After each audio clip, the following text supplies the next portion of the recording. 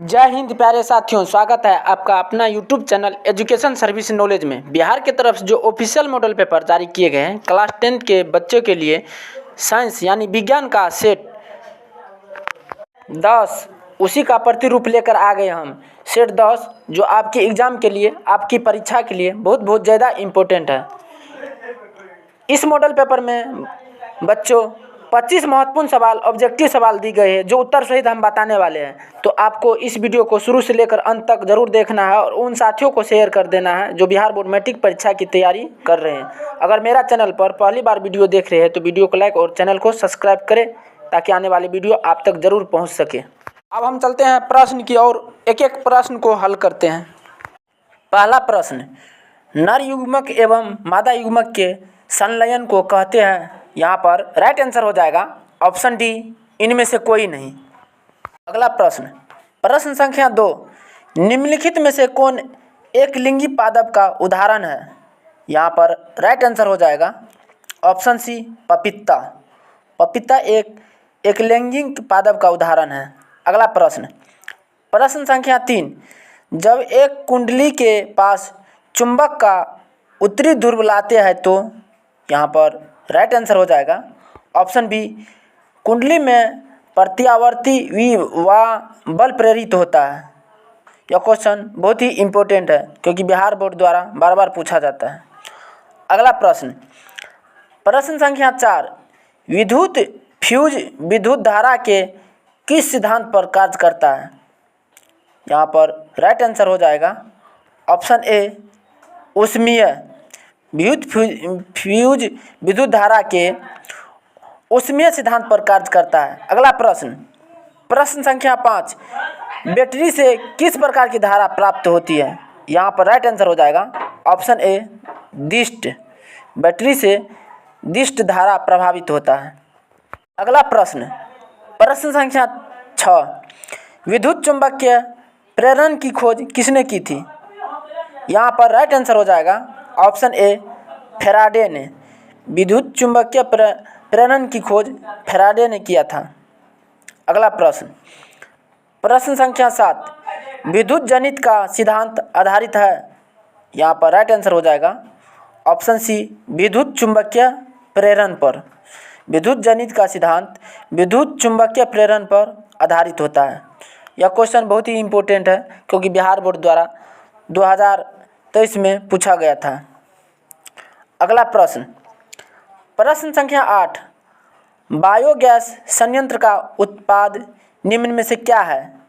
यहाँ पर right answer हो जाएगा ऑप्शन ए, उर्वरक। बायोगैस संयंत्र का उत्पादन उर्वरक से होता है। अगला प्रश्न, प्रश्न संख्या 9, निम्न में से किस देश को पवनों का देश कहा जाता है। यहाँ पर राइट आंसर हो जाएगा ऑप्शन डी, डेनमार्क। डेनमार्क को पवनों का देश कहा जाता है। क्वेश्चन बहुत ही इम्पोर्टेंट है क्योंकि बिहार बोर्ड द्वारा 2022 में पूछा गया था। अगला प्रश्न, प्रश्न संख्या 10, निम्न में से किस पदार्थ का उपयोग सौर सेल बनाने में किया जाता है। यहाँ पर राइट आंसर हो जाएगा ऑप्शन सी, सिलिकॉन। सिलिकॉन का उपयोग सौर सेल बनाने में किया जाता है। अगला प्रश्न, प्रश्न संख्या 11, मुकुलन द्वारा प्रजनन किसमें होता है। यहाँ पर राइट आंसर हो जाएगा ऑप्शन बी, ईस्ट में। मुकुलन द्वारा प्रजनन ईस्ट में होता है। अगला प्रश्न, प्रश्न संख्या 12, फूलों में नर प्रजनन अंग होता है। यहाँ पर राइट आंसर हो जाएगा ऑप्शन ए, पुंकेसर। फूलों में नर प्रजनन अंग पुंकेसर होता है। अगला प्रश्न, प्रश्न संख्या 13, अलैंगिक जनन में किस प्रकार का कोशिका विभाजन होता है। यहाँ पर राइट आंसर हो जाएगा ऑप्शन डी, बी एवं सी दोनों। समसूत्री कोशिका विभाजन, असमसूत्री कोशिका विभाजन, इनमें दोनों होगा।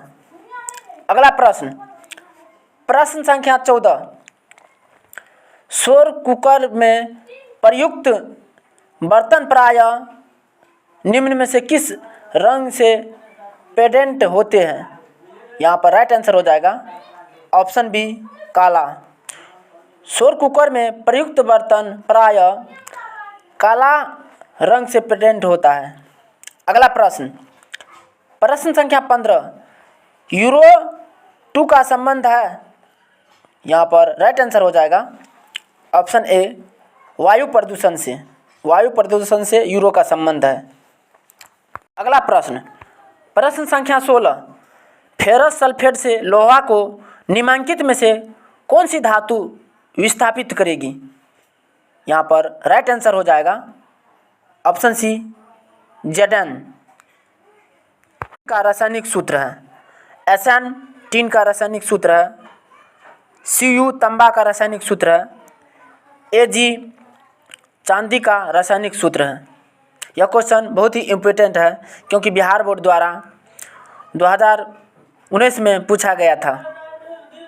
अगला प्रश्न, प्रश्न संख्या 17, अगर गर्म CO पर हाइड्रोजन गैस प्रभावित किया जाता है तो परत किस रंग का हो जाएगा।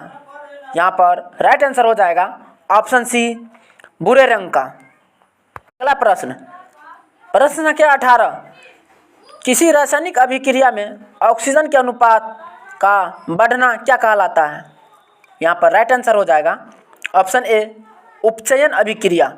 किसी रासायनिक अभिक्रिया में ऑक्सीजन का अनुपात का बढ़ना उपचयन अभिक्रिया कहलाता है।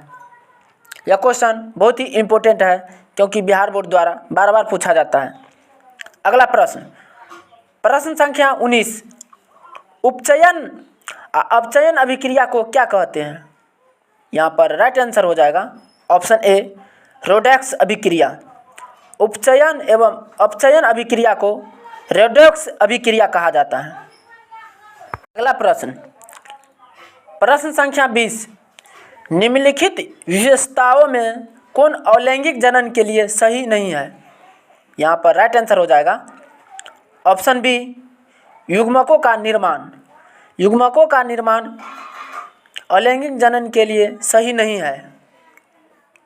अगला प्रश्न, प्रश्न संख्या 21, एक लक्षण के जोड़े की आनुवंशिक का अध्ययन क्या कहलाता है। यहाँ पर राइट आंसर हो जाएगा ऑप्शन बी मोनोहाइब्रिड क्रॉस। एक लक्षण से जुड़े आनुवंशिक अध्ययन को मोनोहाइब्रिड क्रॉस कहलाते हैं। क्वेश्चन बहुत ही इम्पोर्टेंट है क्योंकि बिहार बोर्ड द्वारा बार बार पूछा जाता है। अगला प्रश्न, प्रश्न संख्या 22, जीवों में विविधता हेतु उत्तरदायी है। यहाँ पर राइट आंसर हो जाएगा ऑप्शन सी कार्मिक एवं नियंत्रण विकास।